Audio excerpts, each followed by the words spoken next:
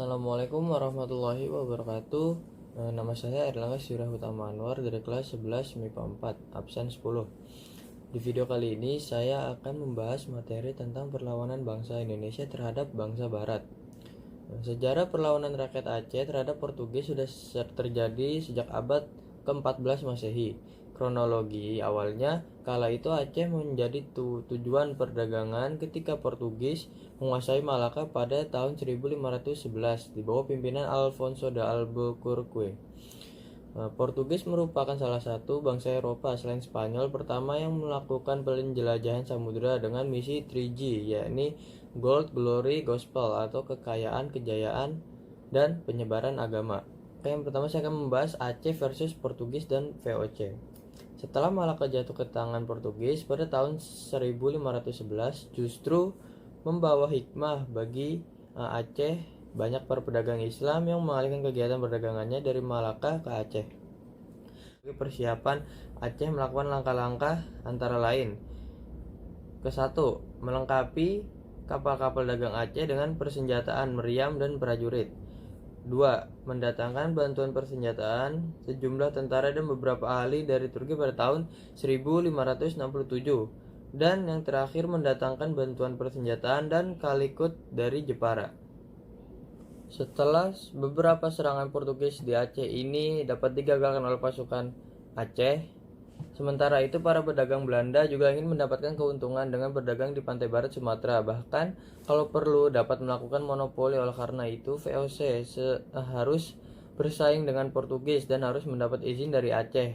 Terkait dengan ini para pedagang Belanda melalui Pangeran Maurits pernah berkirim surat kepada Raja Aceh Alauddin tertanggal 23 Agustus 1601. Dalam surat dipenuhi dengan kata-kata sanjungan dan pujian-pujian kepada Sultan Alauddin dan rakyat Aceh. Dalam surat itu juga dicantumkan kata-kata yang menjelek-jelekan Portugis dan juga dicantumkan tawaran bantuan untuk mengusir orang Portugis. Surat itu kemudian ditutup dengan kalimat mencium tangan yang mulia dari hamba Maurits de Nassau.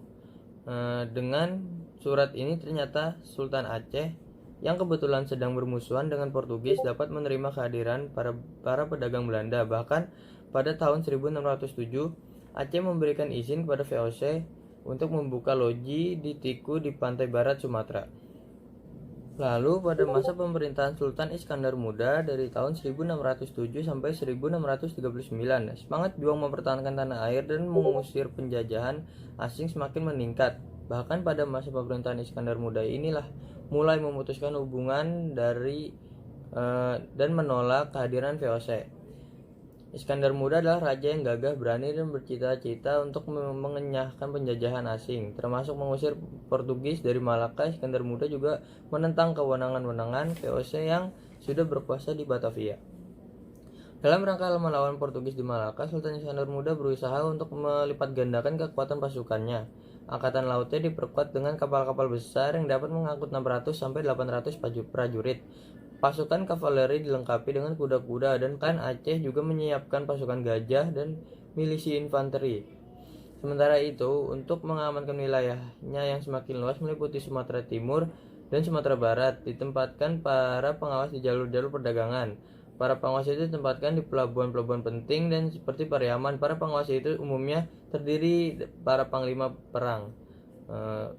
Dari situ juga dibuat sebuah benteng untuk berlindung dari semua serangan-serangan yang dilancarkan oleh Portugis dan Belanda atau VOC.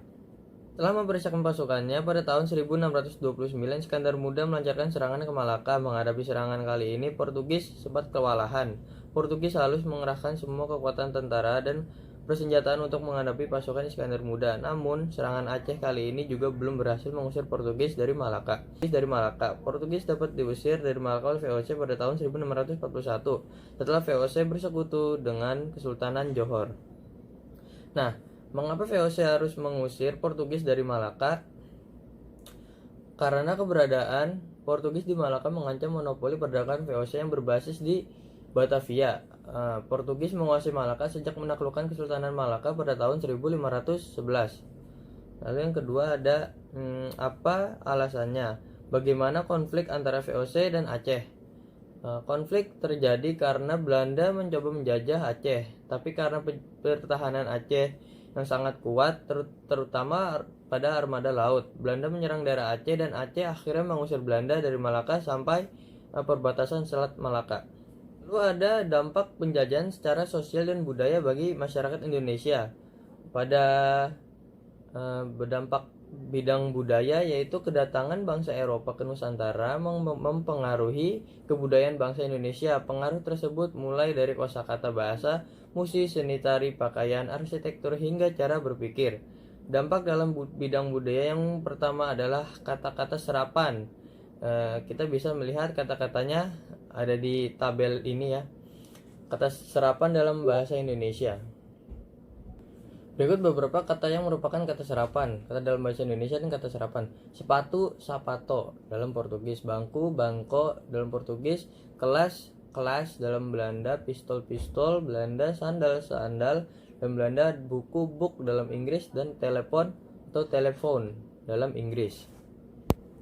Selain itu, kedatangan bangsa Eropa juga mengenalkan berbagai hal baru ke bangsa kita. Misalnya kita menjadi tahu berbagai musik internasional ataupun tarian seperti dansa. Selain itu, ada juga bangunan-bangunan yang menjadi saksi bisu terhadap segala peristiwa masa lampau. Semua bangunan tersebut punya ciri khas yang sulit dibuat saat ini. Seperti bangunan yang bisa kita temui di Kota Tua, Jakarta. Dulunya Kota Tua merupakan pusat pemerintahan Batavia. Lalu kita ke bidang sosial. Kedatangan bangsa Eropa ke Indonesia merupakan dampak dalam bidang sosial atau ekonomi. Salah satu dampak dalam bidang sosial adalah munculnya masyarakat yang menganut agama Katolik dan Kristen Protestan. Kedatangan Portugis ini membawa semangat religi mempengaruhi penyebaran agama Kristen dan Katolik di Indonesia. Salah satu penyebar agama Katolik di Indonesia yang terkenal adalah Franciscus Xaverius, seorang misionaris dari Portugis di Maluku pada tahun 1546 sampai 1547. Di samping penyebaran agama Katolik, agama Kristen Protestan juga turut tersebar di Indonesia. Mungkin sekian saja materi yang bisa saya sampaikan. Kurang lebihnya mohon maaf. Wassalamualaikum warahmatullahi wabarakatuh.